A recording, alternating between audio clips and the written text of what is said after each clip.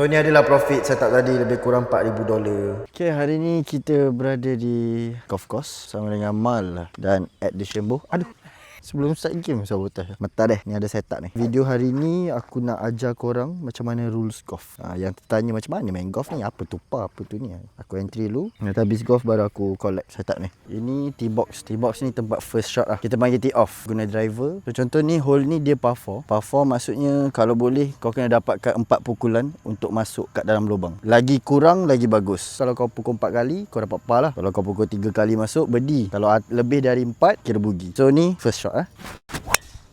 First shot sampai sini. So ni kira second shot aku lah. Kita tembak je, tengok berapa meter. Lebih kurang 110. Dia uphill, maksudnya bukit ke atas, jadi 116. So dia depends lah dengan distance kau. 116 tu kau pakai iron apa. Setiap orang lain-lain.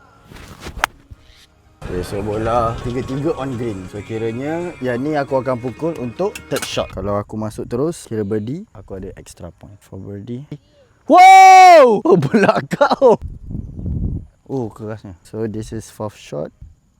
Okay. So macam itulah rules dia. So kau dah tahu apa tu par, apa tu bogey, apa tu birdie. Aku baru teringat yang aku ada entry sebelum aku start golf. So ni adalah profit setup tadi lebih kurang $4,000. Convert to RM lebih kurang RM20,000 lah. So macam mana kau nak bagi alasan yang kau nak trade tapi tak ada masa. Sedangkan trade ni kau boleh buat dekat mana-mana je. Kalau alasan kau minat nak trade tapi kau tak pandai. Mes ini aku boleh ajar kau guna Full Swing Formula punya ebook. Sebab Full Swing Formula ada bagi 4 ebook free, which is daripada basic sampai advance. Even kau newbie trader yang zero knowledge sekalipun, kau senang gila nak faham ebook ni. Kalau kau tak percaya ni, siapa-siapa yang dah dapat ebook daripada Full Swing Formula, cuba komen kat bawah apa yang korang dapat daripada ebook tu. So kalau kau rasa kau nak full swing raya tahun ni gila-gila, tekan link kat bio, tekan 3 titik kat atas dekat opening browser. Assalamualaikum. Ciao.